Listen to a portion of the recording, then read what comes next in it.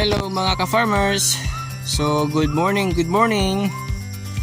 So ayan, nandito naman tayo sa ating farm. Ayan, so nandito tayo sa ating sitaw. Ayan, so today guys ay harvest time na mga ka-farmers. Ayan, so hindi natin alam kung ilang kilo yung ating makukuha ngayon. So maraming mga bunga mga ka-farmers. Oh, ayan. Ayan, so shout out sa aking mga followers.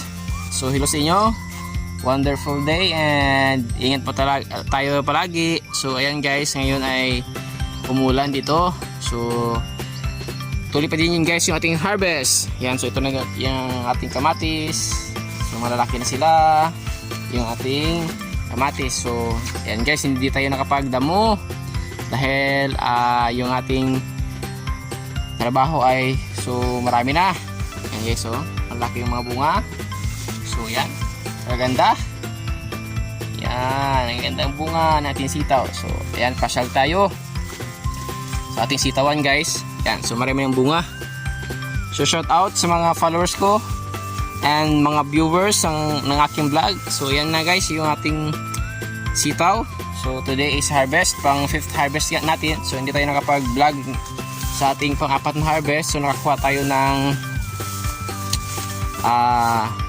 11 kilos and then meron tayong binigyan. So konti na lang yung ating nabinta. Ayan, so okay lang kahit paano meron tayong binigyan. Yan yung ating sitaw. Ayan, so today is harvest na.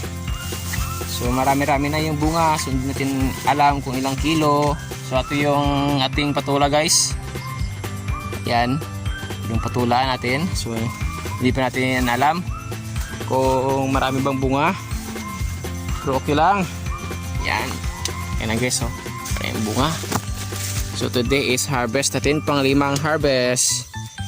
Yan, so malalaki na guys, oh, pero goods pa din yan sa market.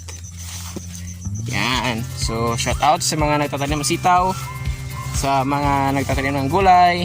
So hello po sa inyo lahat. So ito po ang aking tanim dito sa ating farm.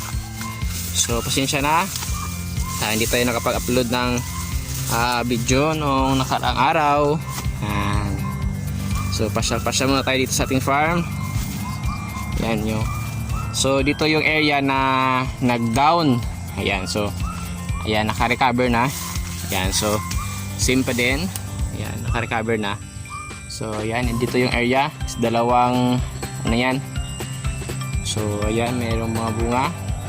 Ayan, dahil bunga. Ayan. Dito sa kabila marami din. So tingnan natin. Ayan. So ayan. Ayan guys, oh. Tingnan nyo guys. Ayan, yung mga bunga. Ayan, sa kabila. Ito na guys yung ating sili. So yung sili natin na itinanim sa gitna. So malalaki na sila guys, tignan nyo. Yan, so meron ng bulaklak ng iba. Yan, so kahit paano meron tayong pang deal sa market na ibang klaseng gulay. Yan, so yung sitaw natin guys, oh. Yan, yung sitaw natin. Yan, oh. So today is harvest, pang 5th natin na harvest. So God bless sa ating lahat and maraming salamat sa Panginoon dahil kahit paano binigyan tayo ng blessing. Ayan, kahit na kunti-kunti lang, at least meron tayong blessing na galing sa Panginoon. Ayan, so trust lang tayo sa Panginoon kasi siya lang yung mayroong kakayahan na pagandahin yung ating tanim at bigyan tayo ng maraming bunga. Ayan. So, ayan guys, oh, napakaraming bunga. Ayan.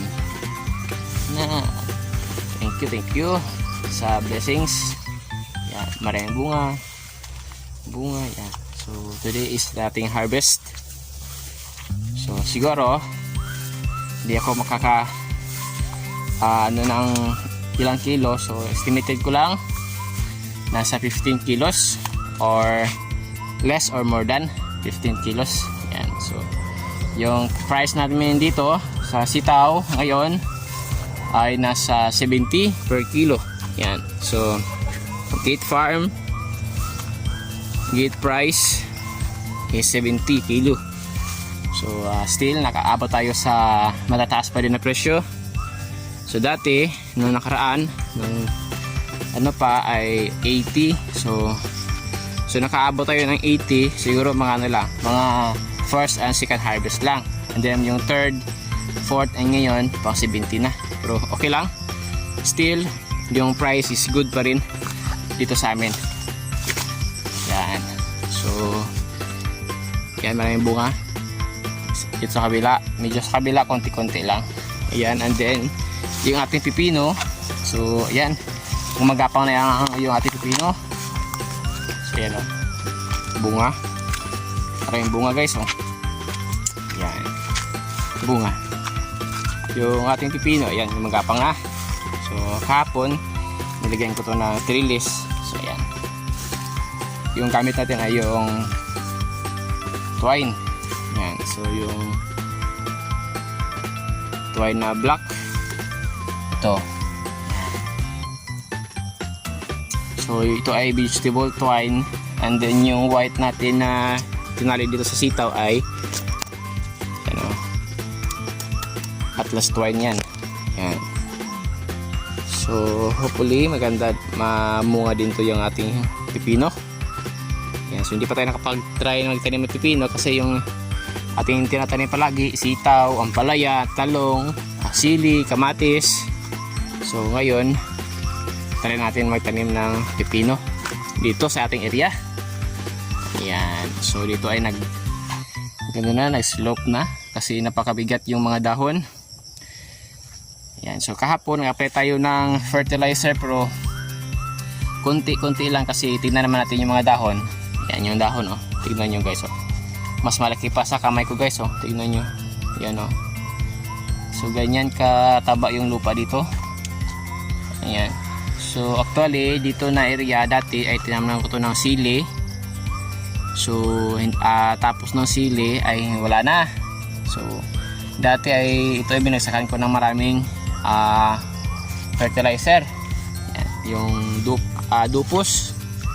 So and then pagkatapos ng sili, so nag-stop ako ng tanim dito. So ngayon naman ulit. So ganyan yung resulta.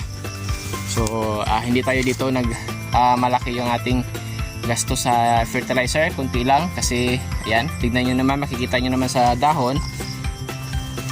So hindi naman tayo talo sa bunga kasi marami naman bunga yung ating sitaw.